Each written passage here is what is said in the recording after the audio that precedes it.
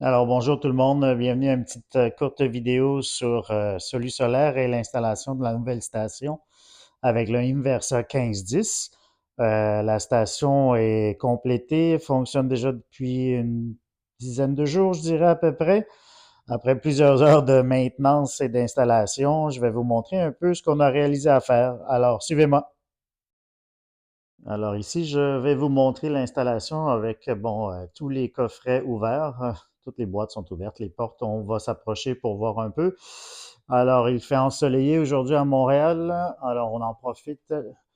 Le système est en train de charger. Je vais m'approcher pour vous montrer un peu. Ici, c'est le point d'accès vers l'extérieur. Le compteur électrique est ici, le panneau principal est vraiment assez loin. On parlait de 150 pieds. Alors, on a passé les fils à travers la bâtisse vers le garage avec l'extérieur. On a conduit toutes les fils lacés passent par l'extérieur. On a utilisé la même perforation ici que vous pouvez voir pour passer aussi les fils DC et grounder tout le système solaire. Alors, le système solaire rentre ici, fait un loop et va passer de ce côté-ci où on va faire la transition. On utilise un système de dim rail ici pour justement pas avoir deux fils par connecteur, mais vraiment les doubler pour le parafoudre. Les parafoudres, ce sont tous les trucs qui sont ici, c'est des surtensions. Alors, vous allez voir, il y a un petit jumper entre les deux de ce côté-ci. Vous pouvez voir, il y a des jumpers. Alors, les fils en haut passent. Le fil de panneau solaire passe par le haut et celui-ci vient par le haut pour le parafoudre. Et seulement un fil va faire son chemin jusqu'à un disconnect manuel.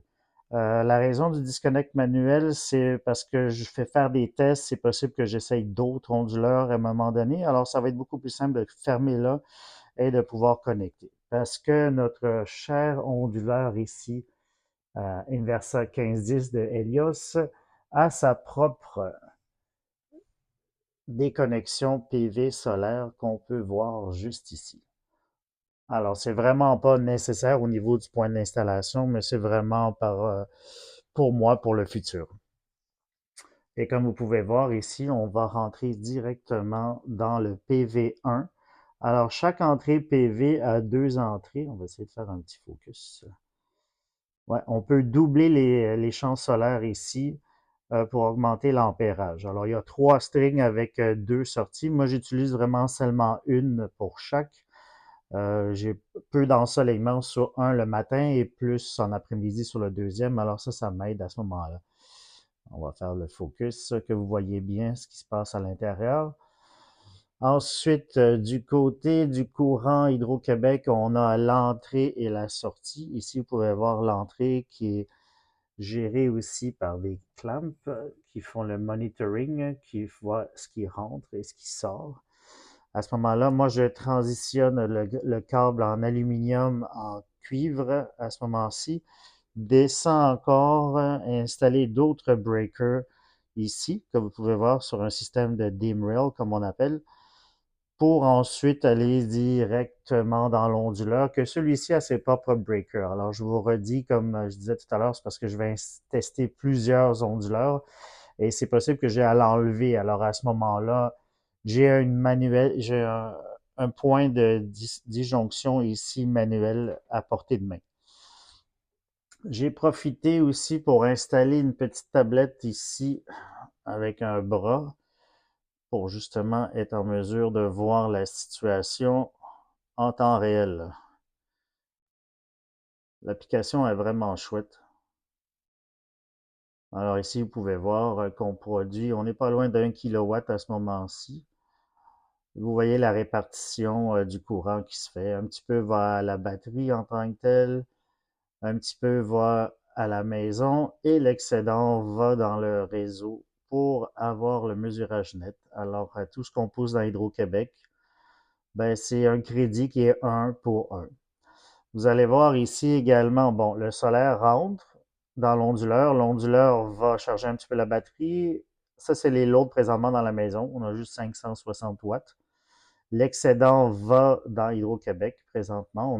On n'est pas encore en plein ensoleillement 10h45. Ici, le petit icône, c'est la génératrice. La génératrice, je l'utilise également pour faire des tests dans les deux sens. Fait que je charge ma voiture électrique à partir de ce port-là, euh, sous forme de test. Je vais être capable de charger mon véhicule en cas de panne ou si j'ai besoin de me rendre à destination X ou quelconque. Sur l'onduleur même, en pesant sur le petit bouton de côté ici, l'écran s'allume et ça vous donne un peu un aspect général de ce qui se passe. Les informations défilent tranquillement, pas vite. Honnêtement, je préfère beaucoup plus l'application Bluetooth, beaucoup plus d'informations détaillées et tout sur un écran. Ici, il faut attendre un peu que les informations défilent tranquillement, pas vite.